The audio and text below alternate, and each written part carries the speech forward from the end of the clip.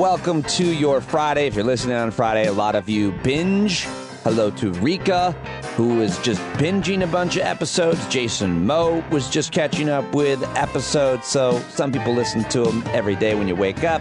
Some people listen whenever. I am so happy to have you listening right now and whenever you can. Thank you very much for supporting this podcast, which of course is daily. Got an awesome show for you today. Comedian Christian Finnegan, then again Fridays. And for the first time ever, Rachel Bitecofer, who is a political scientist and an activist and an amazing, hilarious, brilliant, and inspiring person who has a new PAC, Super PAC. We want to do away with Super PACs, but we got to play within the rules that exist.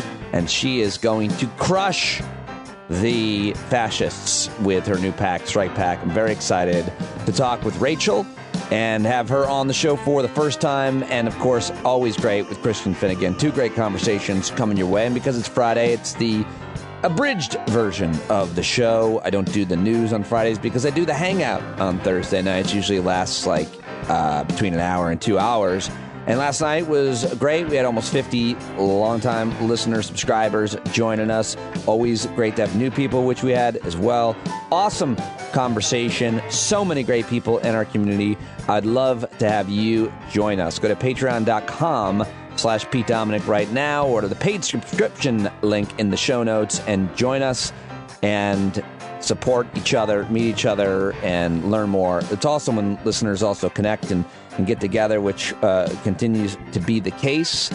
And as longtime listener, Vicky down in Atlanta said to me when I was down the other day, if you're having a hard time, if you are struggling in any number of ways, as I was the other day, and when Vicky reached out to me, I want to say what she said to me and share that with everybody and have it be our inspiring rally call, whatever you want to call it. She said to me, as I said, I was just struggling a bit. She said, "This too shall pass. Stay gold, pony boy." Little Outsiders reference, but I just love that. I said it last night to the whole group, and everybody just loved it as well. So if you're having a hard time, this too shall pass. Stay cold, pony boy. Love you guys. Thank you very much for listening today. And anytime you do, tell your friends, give a review on Apple Podcasts, where you also need to give it 5 stars. And let's get it started, shall we? Joining me first, as always, on Fridays, pretty much always, although last week we couldn't get together, is the great, awesome, thoughtful, brilliant, inspiring, hilarious, honest Christian Finnegan, who is one of the most respected comedians in the biz. Love Christian, love his work, love talking to him. Follow him on Twitter at Christ Finnegan. Go buy his albums and support his comedy. Always great. When we talk, we covered a lot of ground about all the cultural issues, from Britney Spears to Rudy Giuliani to much, much more in today's conversation. I think you're really going to like it. As always, here we go right now. Finnegan Fridays. Christian Finnegan.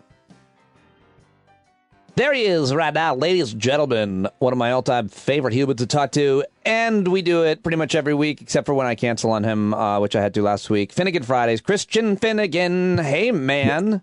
Can we both do that voice for the entire time? Let's be an announcer voice. Everybody, good to have you this week. Painting his walls, ladies and gentlemen. And very exciting week of home decor. You taped for detail, and I saw it. You know, when people paint their walls and you put up tape to not get the paint, and you were doing this trim thing, and it made me want to die. That's the worst thing. I can never do that. I've tried to do that. I can't do that. It's so tough. It's incredibly painstaking. Yeah. Cause I know people are very excited to hear about my living room situation, but the walls we have in our living room have sort of like Art Deco picture frame moldings. And so we wanted to paint the walls one color and the trim another color, but that means using like 8 rolls of tape on every single wall. It takes hours and hours to tape the shit off. Yeah, I will. It's the one thing I just can't do. I have to hire someone for that, and that person is my wife. She does that stuff. Okay, I can't. Really? Yeah, she'll paint the rates? She'll paint the walls. They're cheap. They're pretty cheap. Yeah, she'll do it. That's one thing that happened during your week. A lot of things that I want to discuss about the week that everybody Nice witnessed. segue. Thanks. It was not easy. And you're always good to talk about all these issues. But first, I want to start with something I think is positive and great. People, I guess we know because I know Laurie Kilmartin, but you know more people who work at Conan. And have you been on Conan? I have done. I did stand up on Conan once, and my first appearance on television in any way, shape, or form was on a Conan sketch. Got it. Because at least if you know a lot of people that work there, you've been on the show, Yes. And so Conan is he's done with his late night show. I guess that's the way to describe it. This is the last week, and I want to know your thoughts on him as a person. A lot of people work there. You know him a little bit. I've met him a couple times. Seems like a great guy. Also, I just will say one of my all-time favorites. What do you want to say about Conan O'Brien's run? It's difficult. It's difficult for me to overstate how important Conan was, and not just necessarily Conan the person, but Conan O'Brien, late night, that whole universe, how important it was to me, even before I started doing comedy, just in terms of informing my idea of what was funny. It's seeped into my DNA a long time before I started doing, or, a few years before I started doing comedy. I guess it debuted in 93 and I started doing comedy in 97. But I think for people of our age, it just scratched an itch. First of all, it was just the kind of comedy it was. I had never really seen on television before. Certainly, this was before there were, 800 channels and, countless YouTube streams and sort of bizarro, weird, there wasn't anything as called weird Twitter, and there wasn't Adult Swim or all these places that people go now to find sort of quirky, offbeat comedy. There were, 4 channels essentially. And so to see kind of that absurdist take and that kind of, I wouldn't call it anti-comedy, but sort of finding the fun in awkwardness.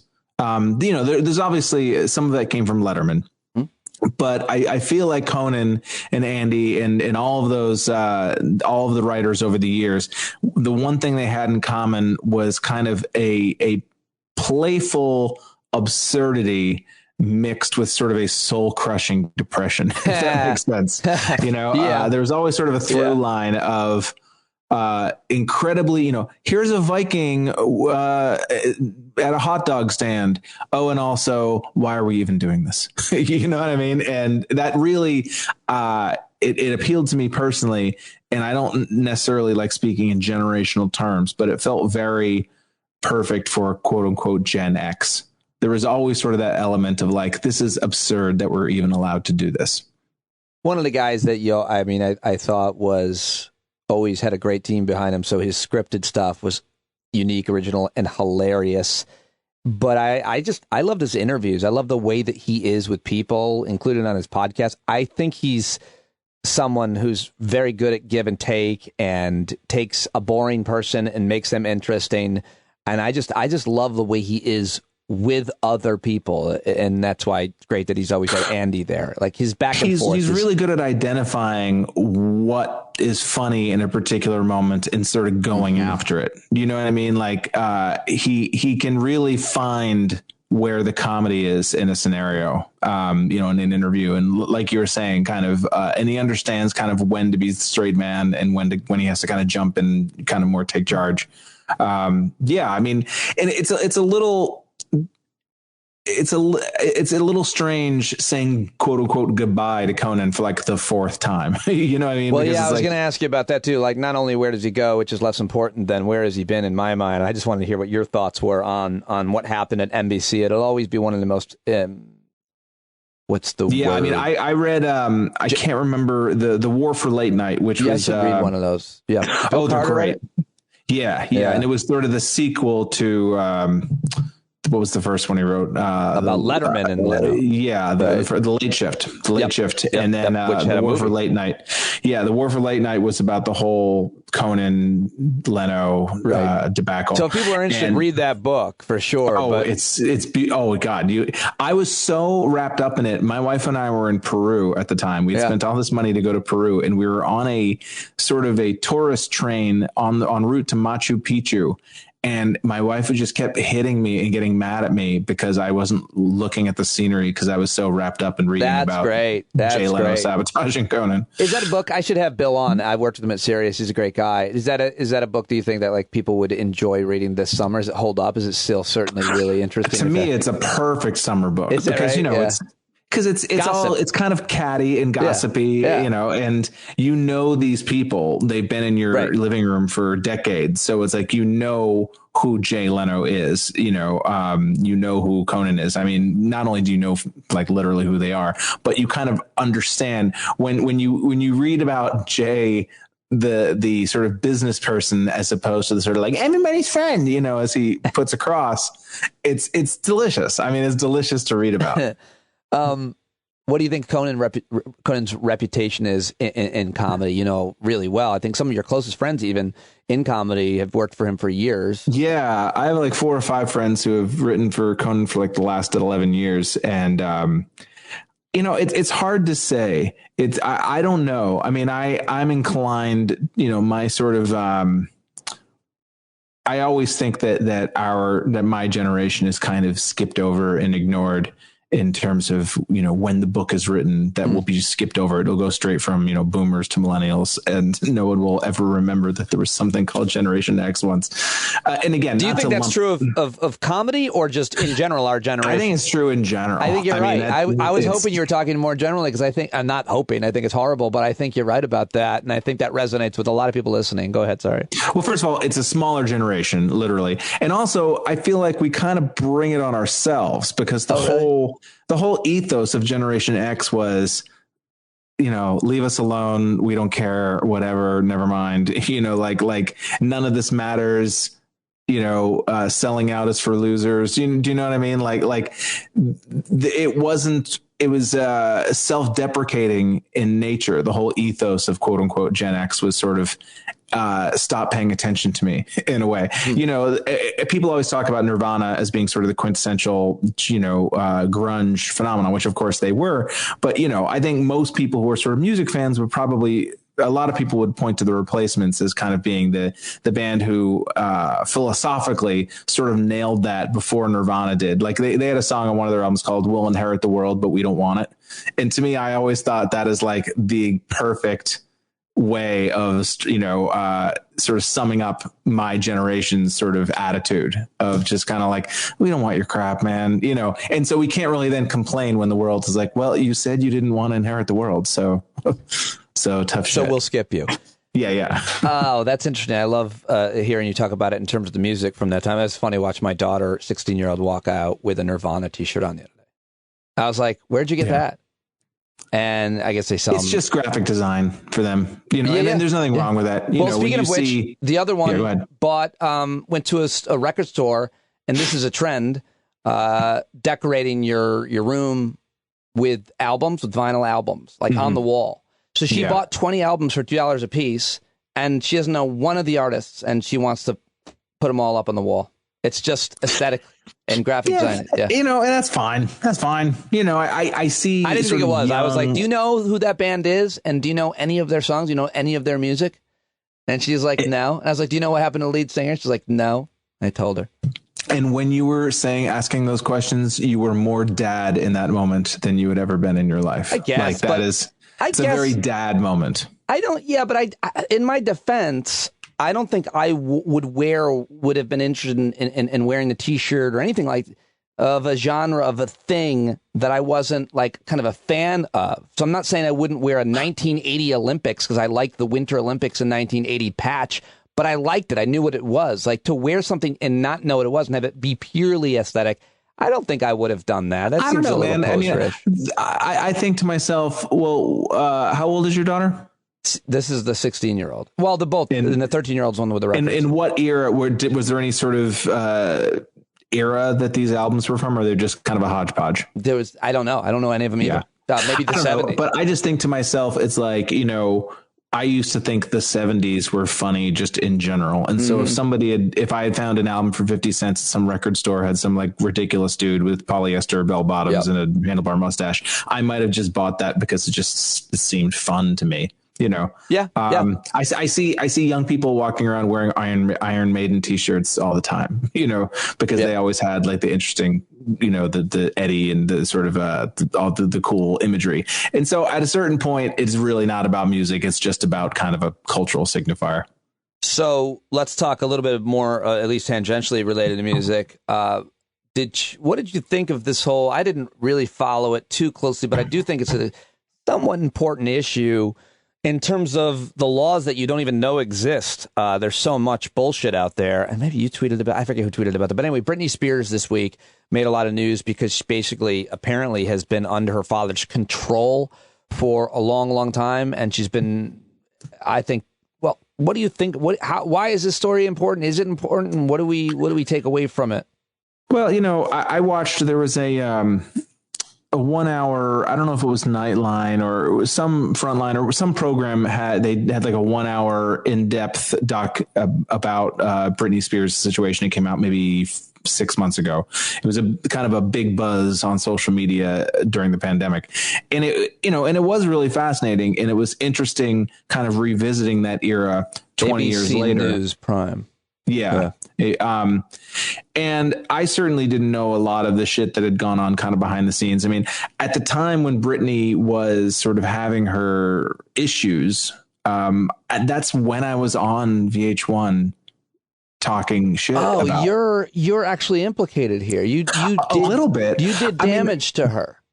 I do remember at a certain point, at the point where she had shaved her head and she was bashing the window with the umbrella, which was I don't know if you remember that she had shaved her head and then and she was trying to break a window of a car with an umbrella. Yep. And I do remember on Are We There Yet? On Best Week Ever, asking around like, is this funny at this point? Like, at what point does this stop being fun?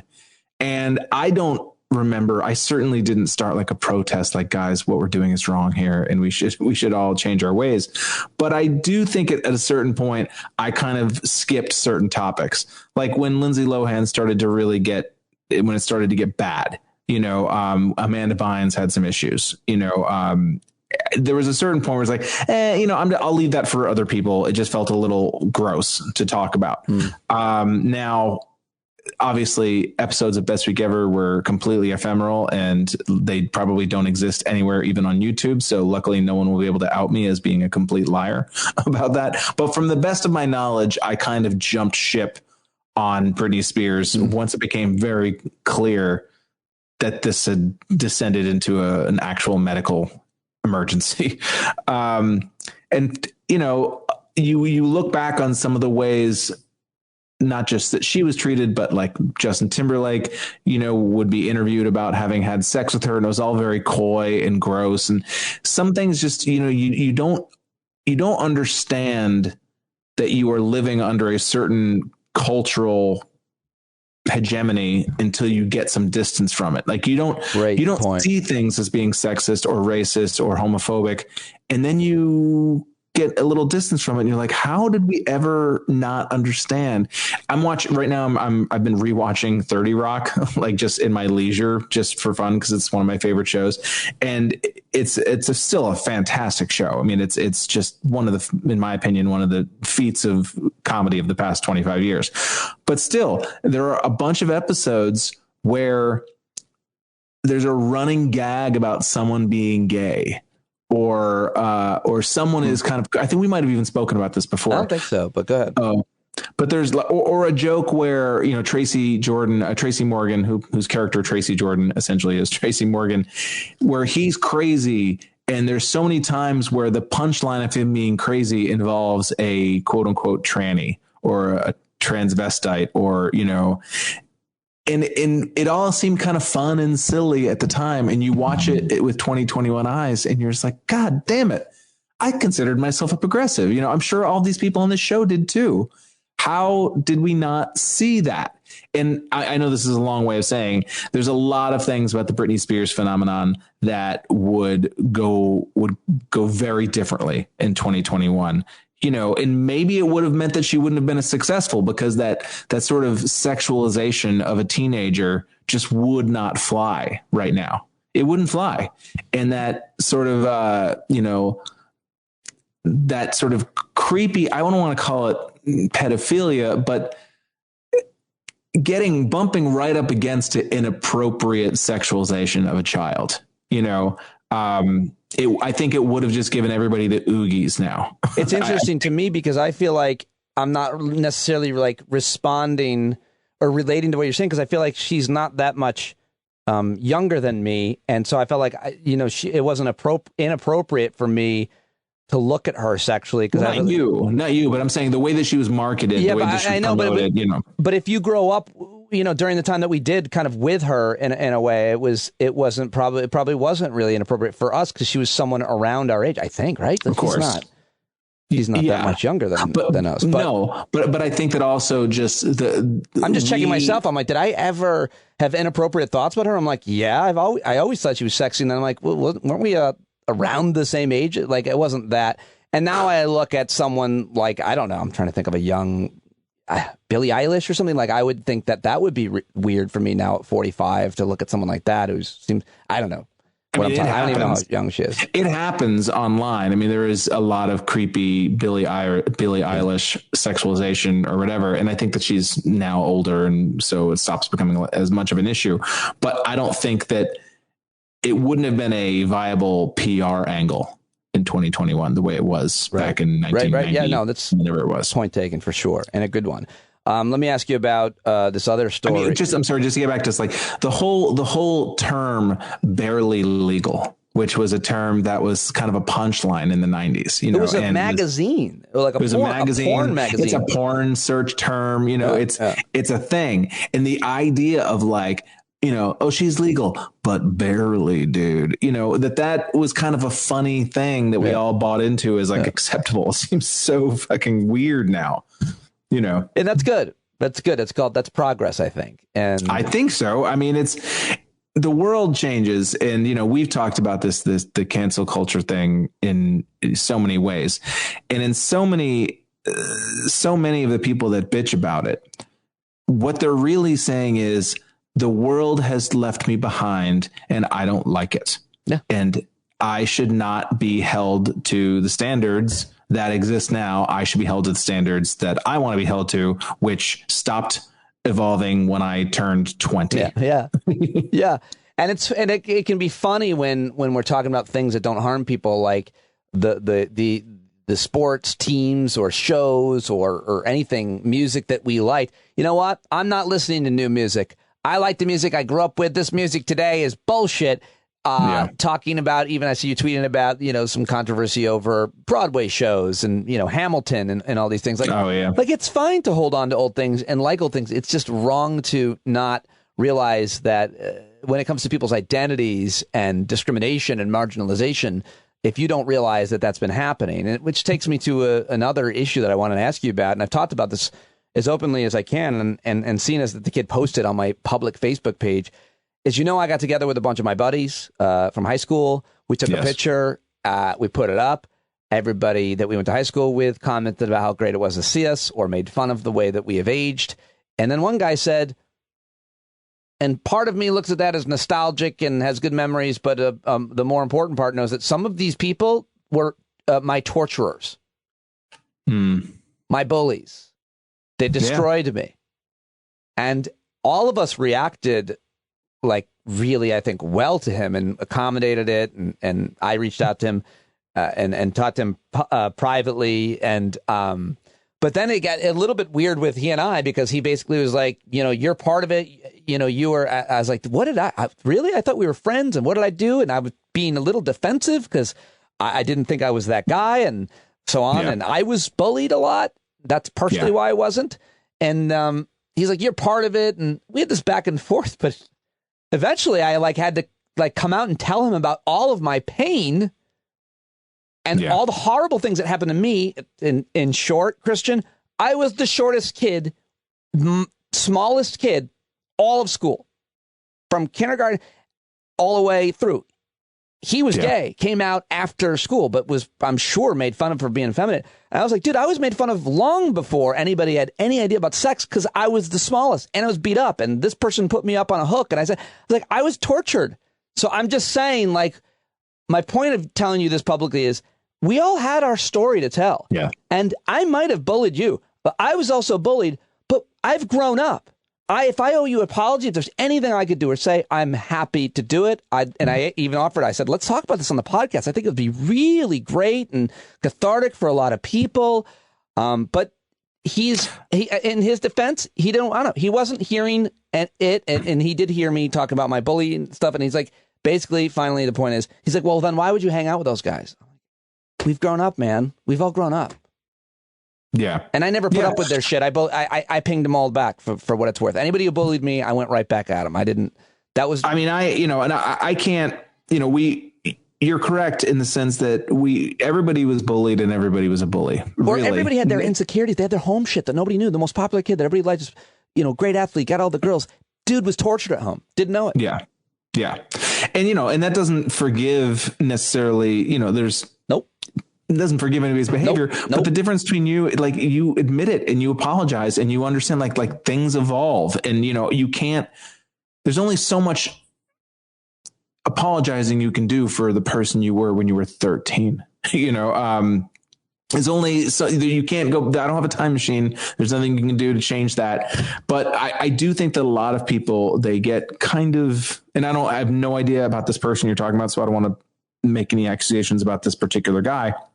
But I do think a lot of people, they kind of, social media kind of encourages people to fall in love with their victim status a little bit, that it almost gives people leverage against, like, he doesn't really want to say, oh, thank you for apologizing, I feel better now. He wants to use the fact that he perceives you or some of these guys as being his torturers as a cudgel to kind of, to own you, so to speak, in sort of internet parlance. Do you know what I mean? Like, he just wants to dunk on you for having been a dick when you were 12. Yeah. And that's a really great explanation. And I think my point of talking about it with you is, like, let's not hold on to the horrible things that happened to us in the past. Let's try to find closure. And one of the responses from one of the guys privately, he didn't post it in response. He probably should have, but he said, he's talking about me. I was an asshole to him because I was insecure about my own sexuality. And he's kind of, this guy's maybe a little bit, I don't know. He said something about being insecure about his own thing. And he, like, blamed himself for his own confusion. And I thought it was beautiful that he did that. And the point is, we grow and we learn and we feel bad maybe about the things we did, or we didn't even know that we did them to feel bad. But I'd be happy to, like, help you find closure so that you can grow and move on and tell your story. But some people don't want closure. And I'm not saying that, like, some people, that's not the goal of him bringing it. Some people, they just want to fucking go at people on the internet. Maybe. Do you know what I mean? Yeah. And that's, it is what it is. Yeah. I think it's a nice sort of storybook idea that, like, oh, somebody had a problem with something I did and I said I'm sorry and now we're best friends. It doesn't always work like that. Sometimes people just want to vent, and they're allowed to do that too. Yeah, and I have to be fine with that too. He can, whatever story he wants to stay with or whatever is fine. You're absolutely right. Like, healing and closure, it's different. Some people have different. I do a lot of that. Like, why wouldn't you want to be this way or do that way? And I'm realizing, like, not you, maybe. That's why. Yeah. Right. Don't want to be like you necessarily. And and some people, this is just sort of a kind of a, I wouldn't say fun, but it's an attractive way, in the same sense that, when you get into a flame war with somebody on the internet, it feels compelling to really get into it with somebody. And it's like, if you were a dick to me when I was 14, I can continue to try to dunk on you and make you feel like shit about that and never accept your apology. And it's still kind of fun for me because I have that leverage, especially if you admit it, especially if you apologize. Yeah, maybe. Sadly. Yeah, that's good. That's fine. Rudy Giuliani got disbarred. I wanted to ask you your thoughts on him. You're a New Yorker, of course, and intimately familiar with his work. and so, it's so sad because now I have to get a new lawyer. Well, his son, I think, is he available? I saw the video he shot. Have you seen that? Yeah, Andrew I Julian? did. It's I amazing. had an amazing joke. Anyway, I've never had an amazing joke on Twitter, but no, I said, was the landscaping place booked? Because he was in a park. Like, why? Where are you doing also, this? it's very clear that he literally set up an iPhone on the back of a car, which is why it's in landscape instead of portrait mode. And you can tell it's just propped up on the back of a car, and he's just yelling at the back of a Honda Accord. It's interesting when they don't realize, when people, I'm not going to say they, like it's a conservatives or something. I've done this to myself. You don't realize that what you're doing is kind of dunking on yourself with the way that you're shooting this video, what you're saying, all of it. And I mean, and those guys, Donald Trump Jr. does a lot of that. Like you made a video that made you look horribly dumb or bad, and then you shared it. Yeah, but I don't know. Part of me feels like I wouldn't say that people are doing it on purpose, but there is a masochism, I think, to posting something that hits are hits, man. Engagement is engagement. And if I have 1,000 people retweeting something I do, even if it's to make fun of me, there's something kind of compelling about that. There's something in my lizard brain that makes me any attention is better than no attention, that kind of thing. I don't know. Yeah, some attention. By the way, did you just get up to fart? No, I was letting the dog wanted to come into the shed. Because I didn't see a dog. I saw you walk up, open the door, and then wave your hand behind your butt. Oh, that's what you thought. I was like, why would you think I would walk around to fart? I would just lift. No, I thought you were trying to sort of like wave it out the door. Okay. Just want to make sure. I appreciate you pulling back the curtain for folks. The Giuliani getting disbarred for making up, it's my understanding is it's very, very hard to get disbarred. They do not want to disbar. I mean, my wife and I, for the last 3 years, it's like, how has this dude not been disbarred yet? Like what do you have to do to lose your ability to practice law? And so I guess it's just, this is how long you're saying it's just that hard to go through the process, which seems like it should be easier. It should be easier to disbar someone. It should be easier to fire a cop. It should be easier to disbar a lawyer. Like, these are professions in which they're very easy to abuse their power, and the consequences of that abuse can weigh very heavily, because, if you hear someone's a lawyer, they're granted an air of authority that someone who is working at the shoe store is not afforded, Yeah. A lawyer said it. Well, clearly he must be telling the truth. And so when a lawyer, as evidenced by the parent of any lawyer ever.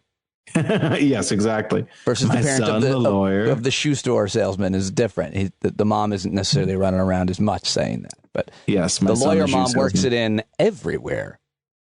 No, these moms. My son, the podcaster. What's Pete doing now?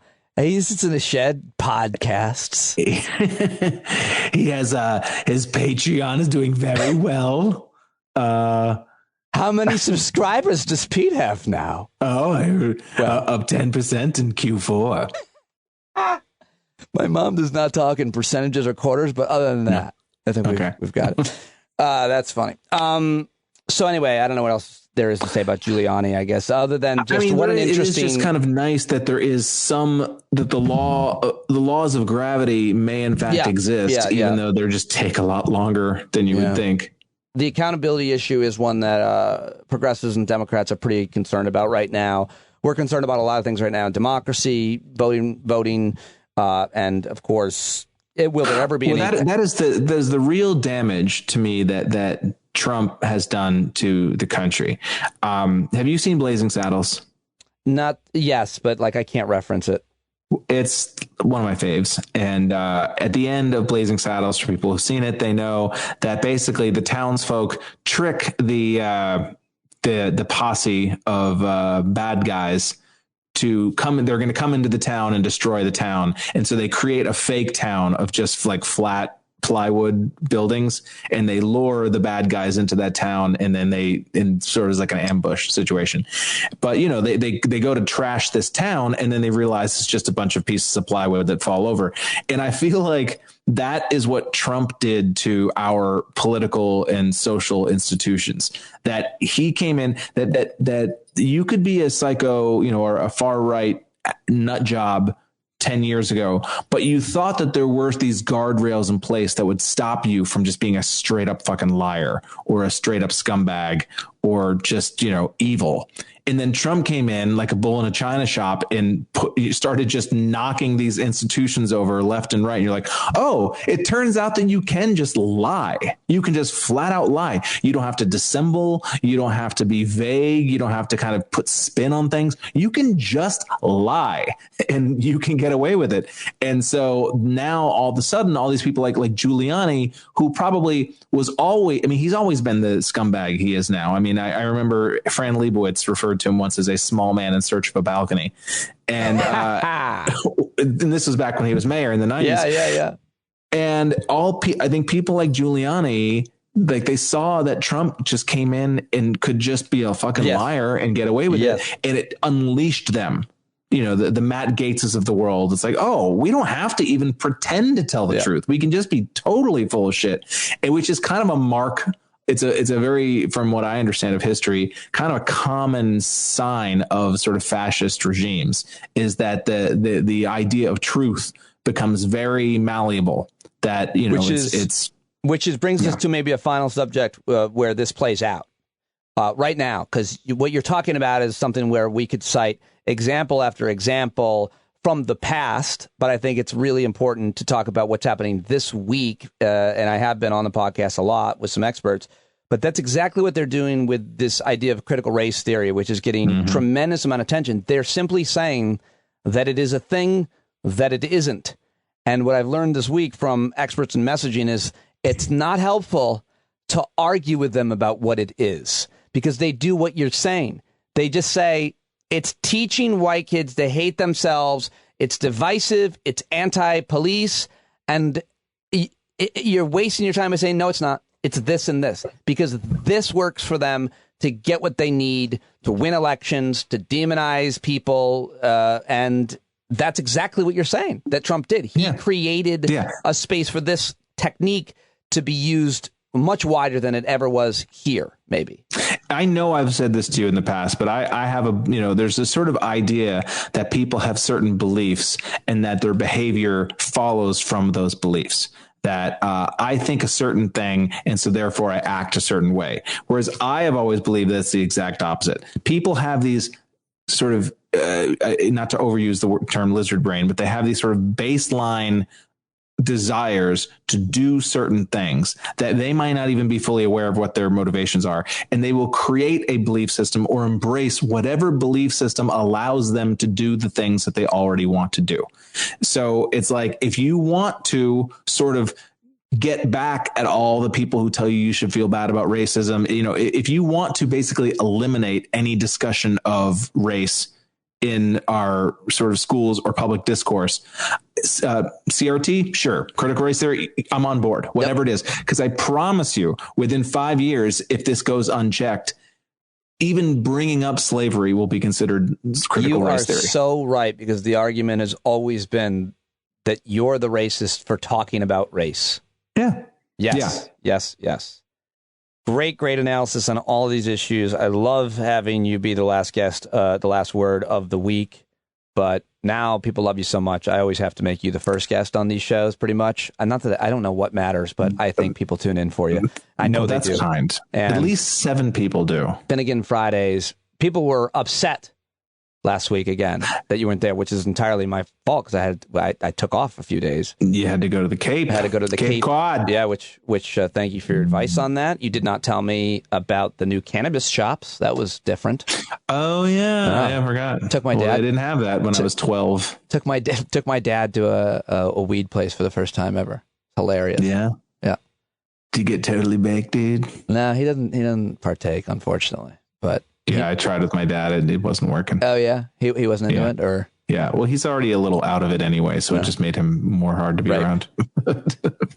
Christian Finnegan, everybody, thank you very much, sir. Thank you, Peter. All right, there you go. Christian Finnegan, always awesome. So great. Love talking to him.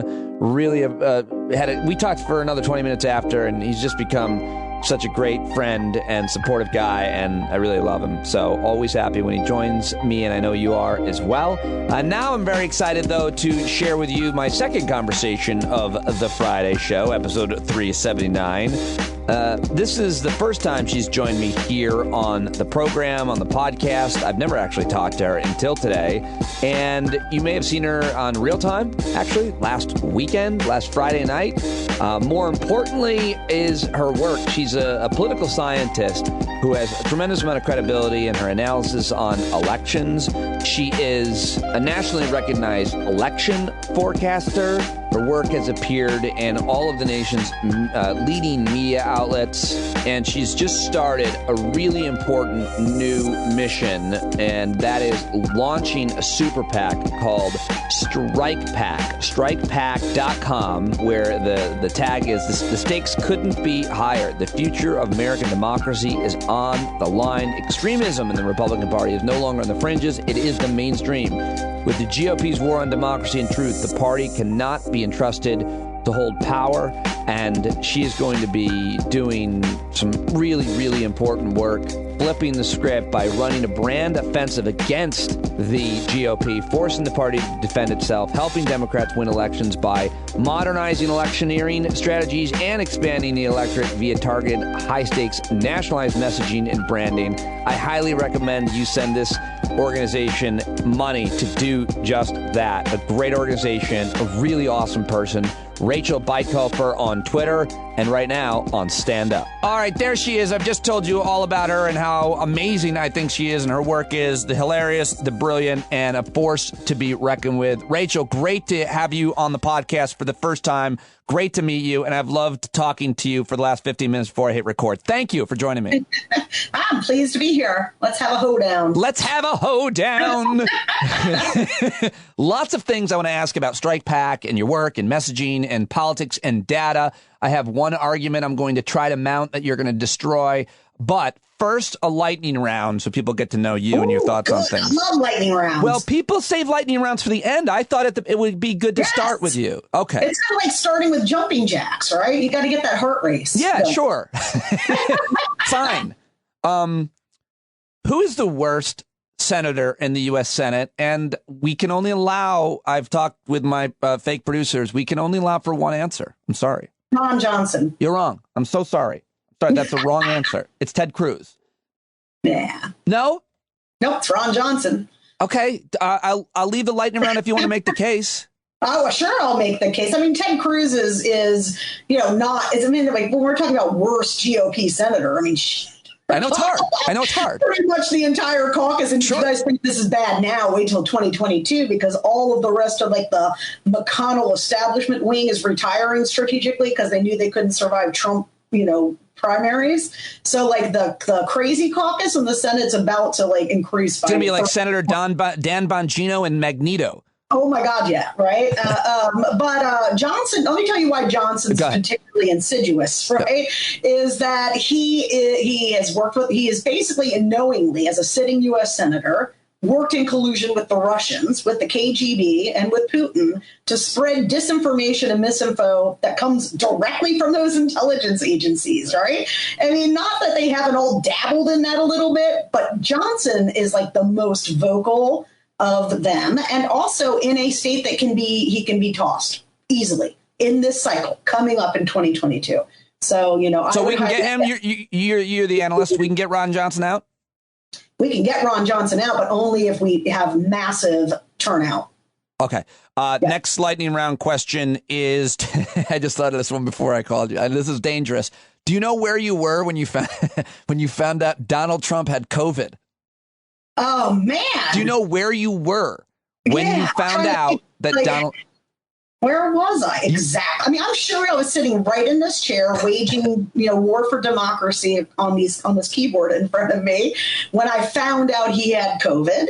And I'm not ashamed to admit that my immediate thought was, ha ha, right? I mean, how classic, right? Here, imagine that. If you expose yourself to hundreds, thousands of people in closed spaces and have no vaccination against COVID, you get COVID, right? I mean, what a surprise. But what was really fortunate for Donald Trump, and I'm not sure that people are aware of this, is that if it had happened like even 2 months earlier, he probably would have died with his severity of his case. And what saved him was that in that meantime, the discovery of those antiretroviral infusions was made, and its potential to really reverse, death from COVID in people. So like that's, that he was one of the first recipients of that treatment, not the first, but one of the first. And that's why it happened at Walter Reed. And had it not been from that invention of science, he may well have succumbed to it.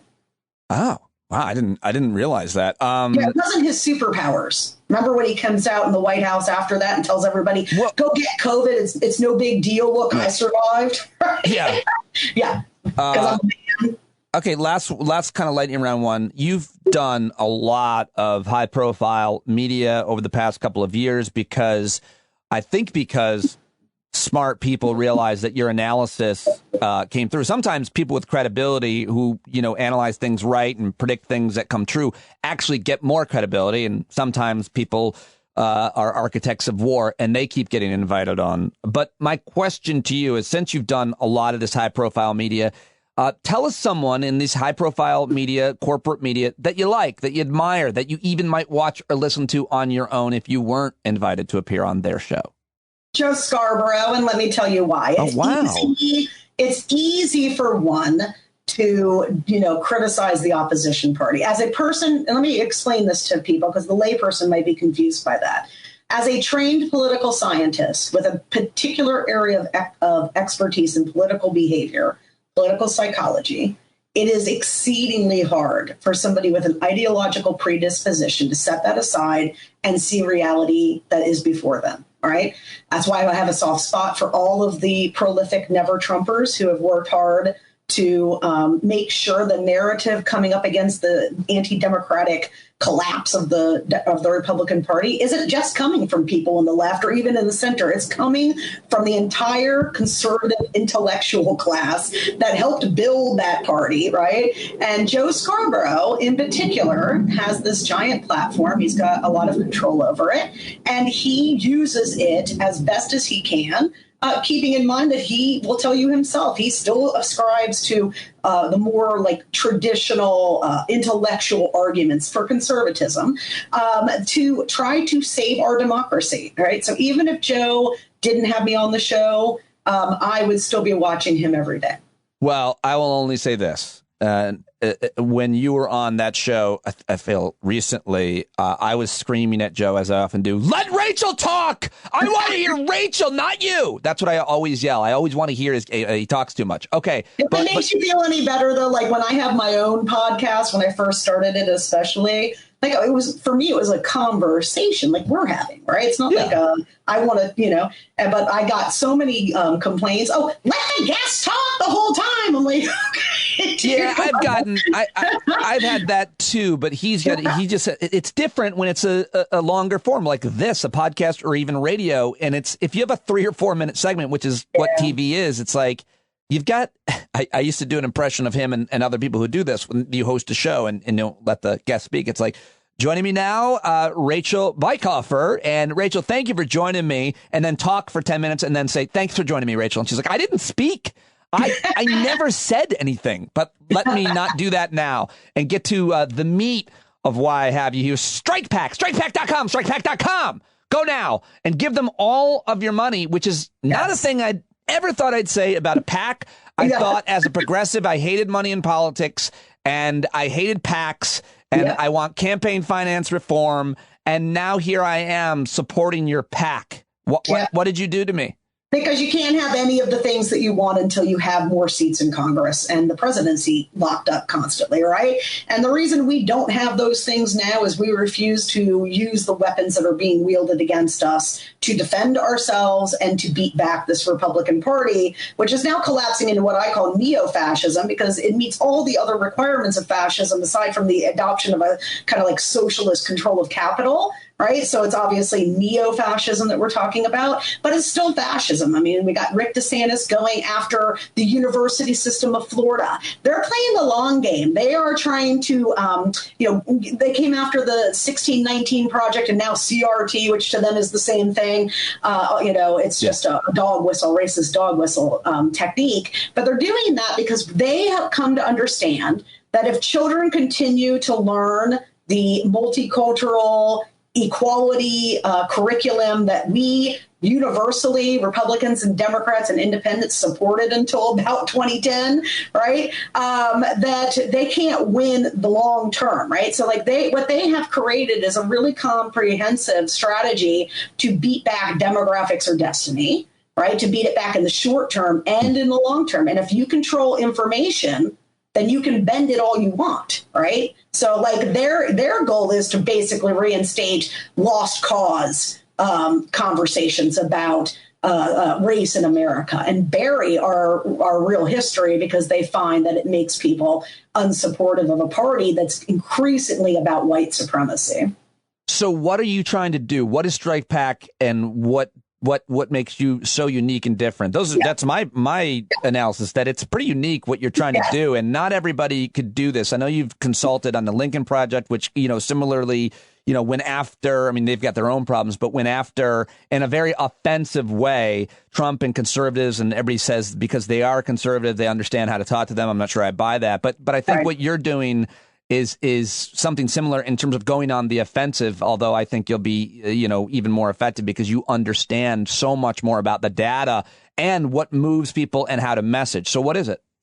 Yeah, I mean, that's exactly right. I mean, there's nothing in the electioneering space that has ever existed like Strike Pack. OK, and, yes, Lincoln Project showed America this is how the GOP runs something that I have long called the referendum style narrative. And they've been doing that with really implementing it most aggressively in 2004 via Karl Rove's strategy. But since then, they've perfected it. And every election that they run, from president down to city council, has now become a branding offensive against the entire Democratic Party label, right? So, when you ask average people, what's the first word that pops in your head when you hear Democrat? Now, many of them will say socialist. Or they'll say defund the police, right? That's because of concerted messaging, strategy, and implementation. Of course, they do have that right-wing media orbit to draw on.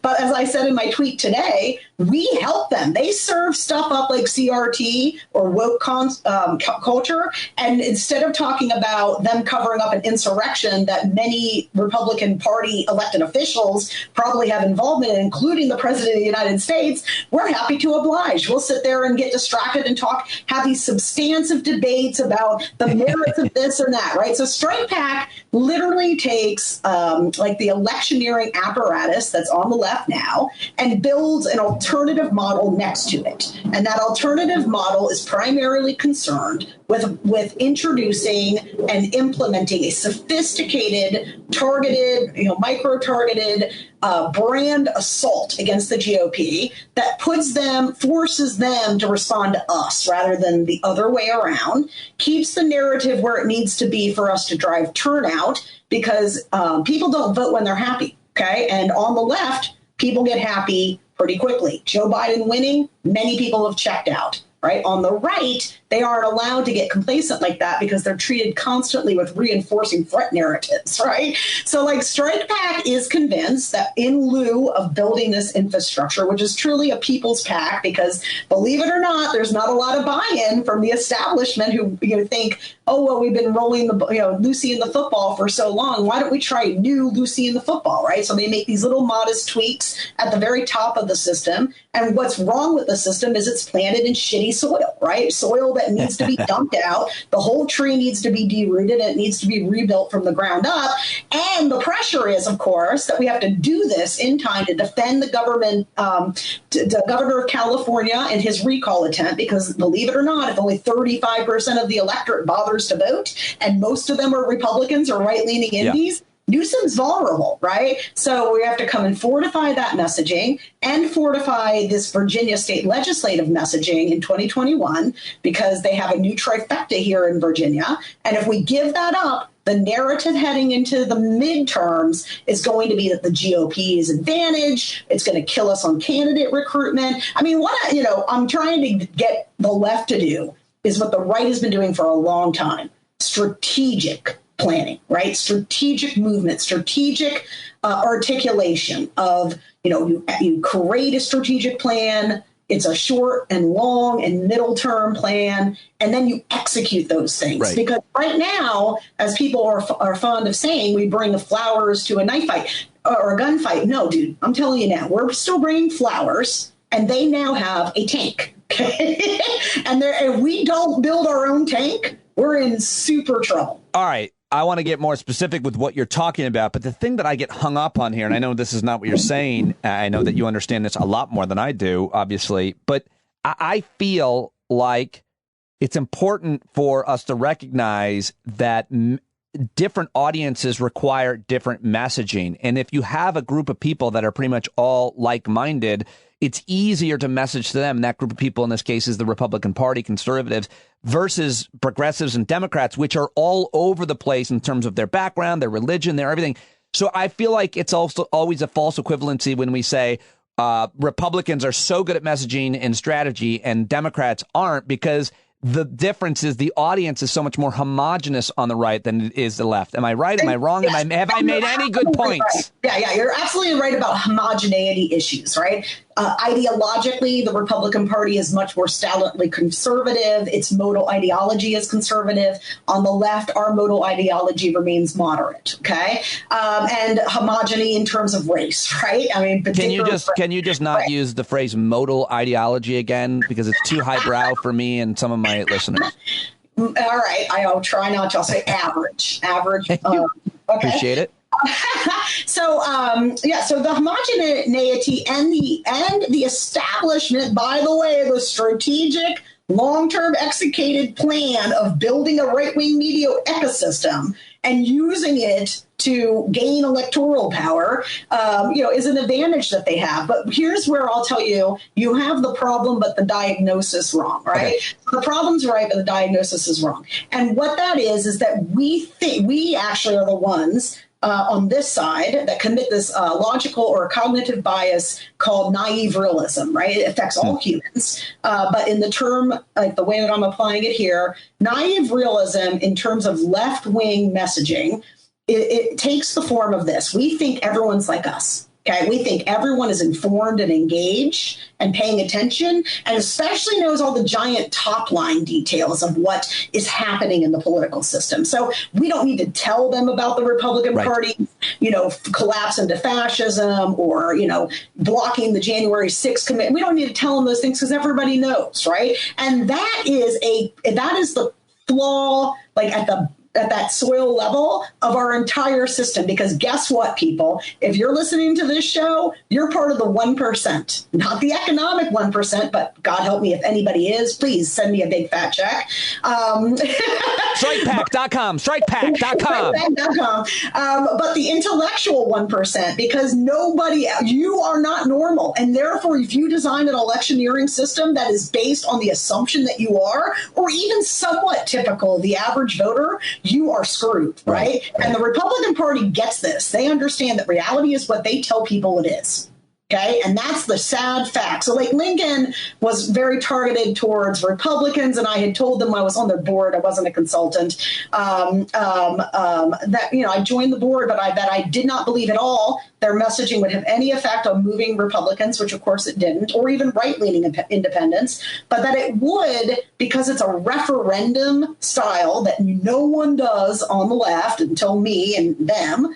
that it would probably juice turnout of other groups, right? Especially left-leaning independents, because this idea that all independents are moderates or well-informed is completely erroneous. Many of them are strong ideologues to the point where they reject the parties, right? And they are motivated, in my own research, I proved this, by negative partisanship, by fear and threat and even hate of the other side. So if you make them uncomfortable, and Trump's presence did, then they'll show up in big numbers and they'll buffer us with independents, right? But if you take that threat away, and the Democrats have never run on like Trump, because I think they take everything literally. So when you say that, it doesn't mean just talk about Donald Trump. What you do is you take Trump and you use his many, many, many shortcomings and expand it out to the whole Republican brand. That's what they do with us. There's like 5 radicals in the entire House caucus, okay?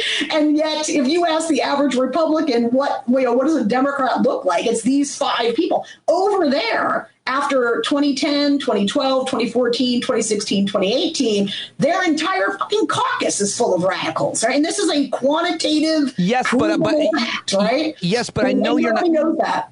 Yes, but I know that you're not equating the left-wing radicals to the right-wing radicals, because the difference is radical ideology that's not, quote, maybe mainstream or what is that, modal ideology, that they're more extreme on some of their views. That's a left-wing radical, and maybe we can talk about who those are or not, but the point is the mainstream on the right, radical means they are conspiracy theorists who believe that things are happening that aren't, and don't believe that things that are happening are. That's and increasingly neo-Nazis, white supremacists, and crazy freaking militia people, which is why you saw in Michigan, the Frankenstein effect. They built this right-wing ecosystem for media, with Rush especially was that centerpiece of it. It helped get all these white working class men, especially non-college educated men, to de-align from the Democratic Party, even though it screwed them economically, personally, to do so by ending unions and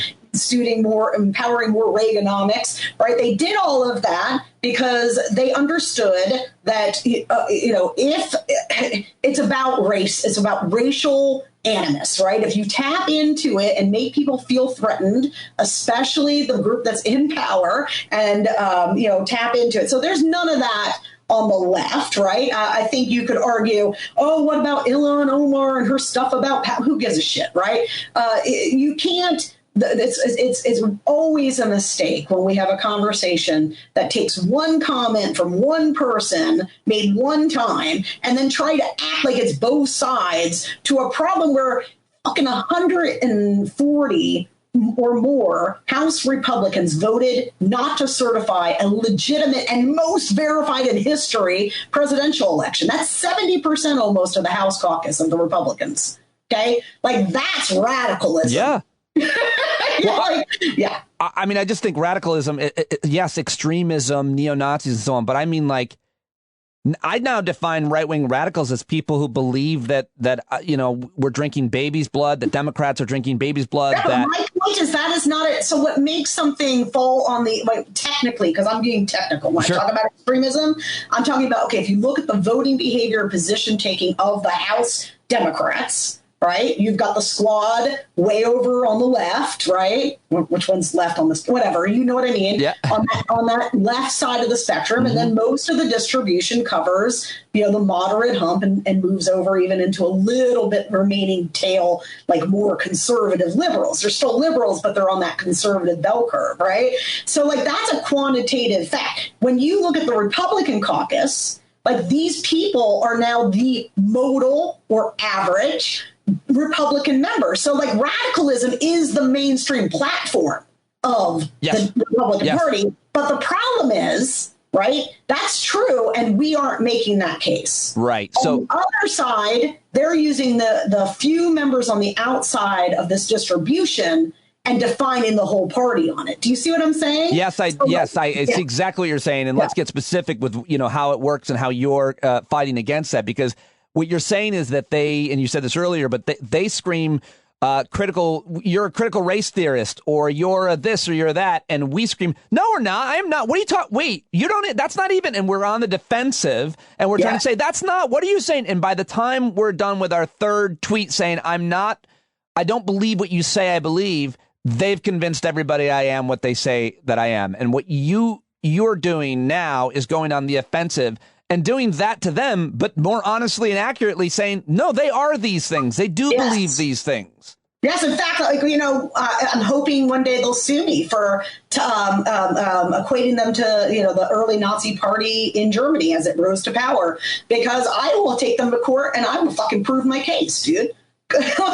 You know what I mean? Like, you fact check our ads, and it's going to be very hard to give them Pinocchios. Okay, I'm sure the squishy squashy Politico people who are always trying to both sides everything, will not give them full truth meters. Okay, not that I give a shit, right? But the fact is, yes, like, I use reality against them. They have to distort reality to use against us. Yes. So let's give an example of what you're doing, what you're planning on doing. What would be a message, an ad, a line of attack that you're going to use against the party, a person, a candidate? Right. How will you target, and what's an example? Yeah, so I would really urge people to go to YouTube and see our 4 launch ads that came out, because they do highlight, they're not inclusive by any means. I've got a book of ideas that is really, really powerful, but they do indicate 4 different examples, right?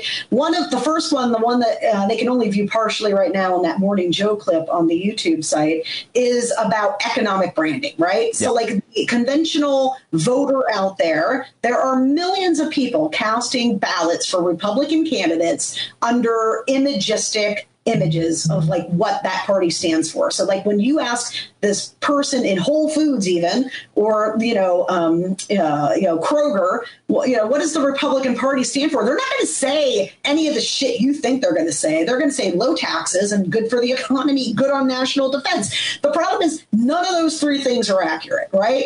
In fact, like, they're terrible on the economy. They have 40 years of Reaganomics to assail and to pin directly around their entire party. And so that first ad is showing one method, and this is a more tame method from other things that I have in my mind, of attacking their brand on economic issues. Is always the most important issue, usually in an election cycle. Why would we concede an issue we're better at to them? And the last fucking thing we want is frontline candidates, people in competitive districts and states, telling people they're a fiscal fucking conservative, dude, because the fiscal conservatism has destroyed the American middle class and our infrastructure and taken us down in the rankings, in many, many barometers, healthcare, education, right? Like, it's leading us to a total shit show, right? So we really need to prosecute that case. Another add on there is, like, to show, really the Newsom campaign, hopefully. Like, look, in California, this is a plan. Like, they understand, okay, low turnout could let us thread the needle if our turnout is really good and their turnout languishes like it did in 2003. So that ad's about showing, people, how do you make this recall an attack on the identity of California and its progressiveness, and not on just Newsom's record, you know what I mean, which they can easily nitpick.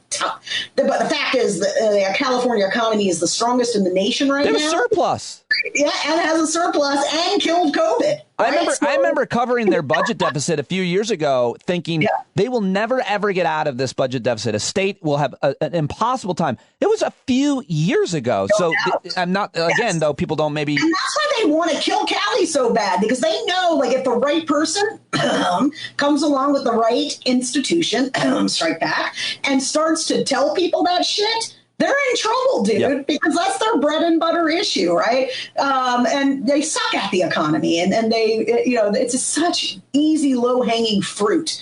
But we need to be strategic. The Democratic electioneering infrastructure is completely outdated in terms of what it thinks wins elections and how to wage them. I mean, we saw the modernization model in Stacey Abrams' effort in Georgia, right? I mean, that's how you wage a modern campaign. You didn't win 2 Democratic Senate seats in Georgia by running fiscal conservative blue dog white dudes, okay? You won it by actually being affirmative and proud and drawing a sharp contrast as to how much better our platform is, which is why it polls so much better than theirs, and driving coalitional turnout. And if you can do that in a state like Georgia, which it really, in a special election for so Strike PAC is really about getting people to understand, like, at the end of the day, the way the Republicans electioneer is there's no persuasion. They don't make cases to middle voters. It's all about brand destruction of us. And we do absolutely nothing, not only to answer that effectively, but to launch a counter offense. So like that, motivates all of the ads that they're going to see on Strike PAC, going after that brand. StrikePAC.com. StrikePAC.com. Go now and donate. Give Rachel all of your money, or at least her super PAC, and let her do. Giving the money to democracy, though. Well, that's how I see it. And people are going to be really I had pledged when I launched this thing. Look, I'm not trying. I mean, I'm broke. I've been broke my whole life. So what else is new? I gave up, good employment to fight Donald Trump and the Republican Party publicly over the course of the last couple of years, and I am not trying to build something to get rich off of. I'm the only person that didn't get paid from Lincoln Project, right? So what I'm trying to tell people is this is going to be money that is going to be well stewarded. It's a super PAC, but it's being run more like a nonprofit, because our goal is to maximize every dollar to save democracy, because we fervently believe it is on the verge of collapse. Strike PAC on Twitter. What else do I need to plug? StrikePAC.com. It's all in the show notes, but I just want to say it here as well. All right, final question. Can Val Demings beat Marco Rubio in Florida for Senate? Not unless they focus heavily on fracturing the South Florida vote of the Cuban coalition that the Republicans have built there. And you sure as shit aren't going to do that with soft responses to this brand effort which is just killing us amongst Latino persuadables, which is about socialism, right? So if I have the budget, I will come and focus all my effort in the 26th and 27th Florida congressional districts that we also are losing for the same reasons. It doesn't matter if she rides a Harley or used to be a cop. She will be turned into a socialist that wants to defund the police. Jamie Harrison was. That's what I'm trying to tell you. They give no quarter to any candidate, and they don't give two shits what they really stand for. They define them in their terms. Right. That's such a great point. They could. She can ride a Harley and be a cop for 25 years, a top cop, and they will say she wants to end Harleys and defund the police, and that will be effective. Down in South Florida, statewide office, it's a Cuban vote, so ideally it would have been a Cuban nominee, right? Because Rubio is Cuban. So you've got that descriptive representation element working against you. Survivable, though, if I have the money to come down to South Florida and do what the Democratic Party certainly will never do, or nor any of their outside groups, and that is for those micro-targeted voters down there, I'm going to make it a referendum on fascism and military coup versus socialism. Why won't they listen to you, the Democrats who have been running the machine for a long time, any of the outside groups? What do you run up against? Well, I would assume it's because they, status quos are hard to. Sure. Yeah. Okay. So I think what it is a collective status quo bias, right? Yeah. And you've got this, to be frank with you, politicians running for office, even leaders of organizations in the parties, they actually aren't the people. They're making the decisions, but they're getting fed information from a certain group of people, right? And these are the established, strategists and consultants, and a lot of them have financial incentive not to change. Yeah, but your whole motto is where is it? Winning elections. They want to win elections. They get paid more the more elections they are involved with that they win. Yes. So if the idea is winning elections, then why not try, and they haven't been winning a lot of elections in certain places where they probably should, why not try something different, and that being your strategy, your playbook? Well, you are starting to see some of this stuff trickle in, right? Good. California, Newsom's team is doing a great job, insofar as that they're making it credit claiming, they're nationalizing it, reminding people about Trump. Do I think that I could add sophistication to that? Yes, definitely. Exactly. And that's what my goal is not to insult anybody, but to help lead the way as to like, how can we juice our own coalition's turnout, which includes these independent leaners, and make sure we don't have the turnout collapse that we saw in 2010 and 2014. Right. Because if that happens in 21 and 22, the Republican Party is going to take over, and they have shown us what they intend to do. Which is overturn elections. Right? Which is overturn elections where this is literally, in my opinion, the last line of defense. And if we don't go in to try something different, then we will get the same result that we got in 2020 under the best fundamentals you could ever hope for. Did the Democrats down ballot these congressional races, make it a referendum on the Republican Party's management of the pandemic, which was a total shit show, basically a genocide of negligence and idiocy, right?